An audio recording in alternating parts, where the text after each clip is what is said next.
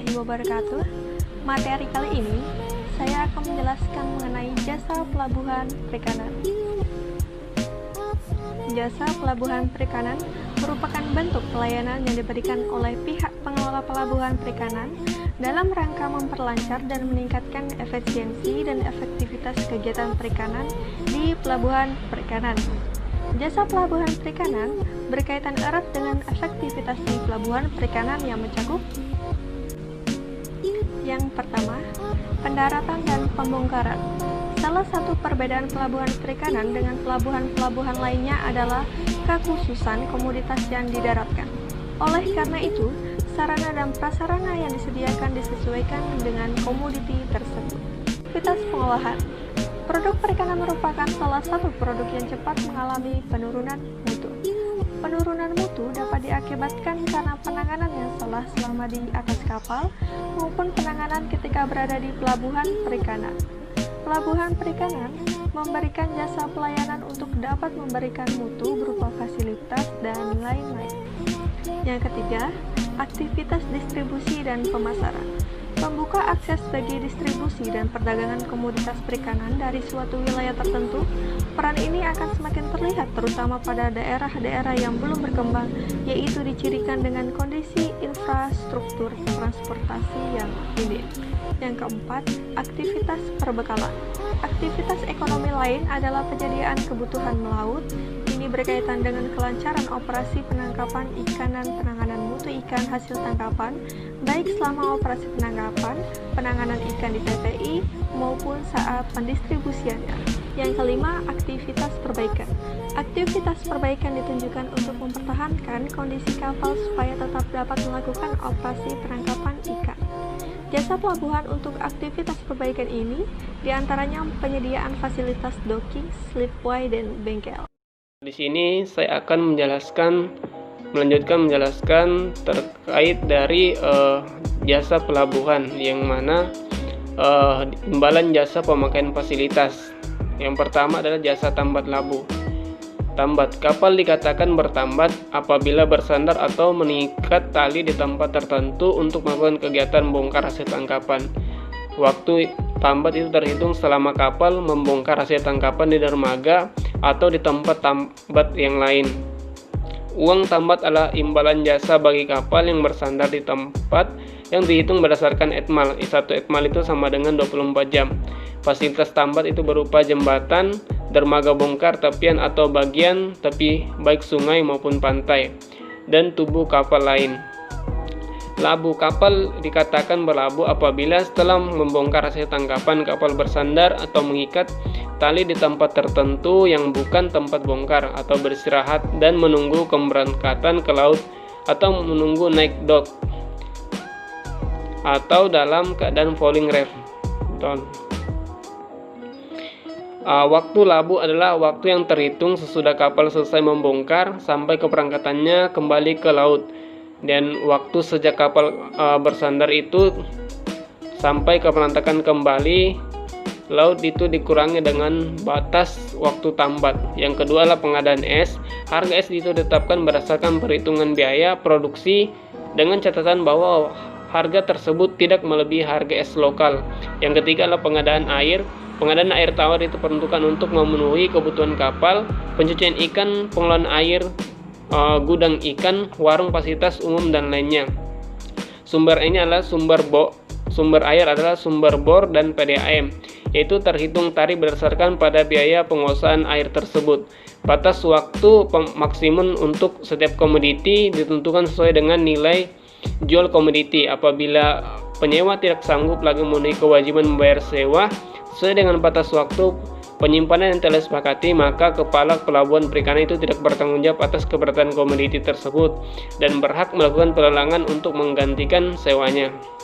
Yang keempat adalah jasa sewa klorum. Jangka waktu penyimpanan komoditi hasil perikanan dalam klorum itu terhitung sekurang-kurangnya 1 hari, dan untuk penyimpanan kurang dari 1 hari itu diperuntukkan juga 1 hari.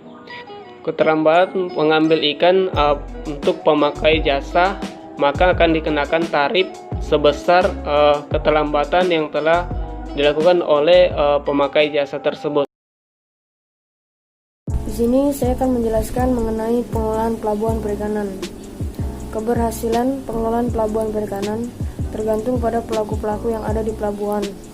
Misalnya, keterkaitan dan keharmonisan hubungan antara staf pengelolaan pelabuhan, antara lain hubungan kepala pelabuhan dengan pegawainya, pedagang, nelayan, pengelola, dan buruh di pelabuhan. Pelaku-pelaku di pelabuhan harus menguasai dan bertanggung jawab terhadap tugas atau pekerjaannya masing-masing. Terdapat 3 kelompok kegiatan utama yang berkaitan erat dengan pengelolaan pelabuhan. Yang pertama, pengelolaan infrastruktur, suprastruktur dengan semua aktivitas penunjang, antara lain investasi pelabuhan, penyusunan anggaran, perencanaan pembangunan, pajak, perbaikan, dan pemeliharaan fasilitasnya, seperti alur pelayaran, mercusuar, dan jalan-jalan menuju pelabuhan.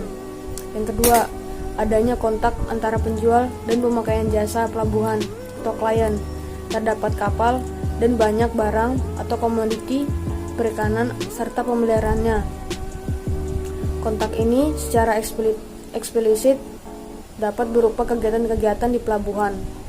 Yang ketiga, peraturan-peraturan, antara lain peraturan-peraturan lokal, nasional maupun internasional dalam menentukan sirkulasi maritim, peraturan dalam kedaulatan hak keduanya, perhitungan statistik, pencatatan keluar masuknya kapal, pencatatan dan pemeliharaan kesehatan awak kapal.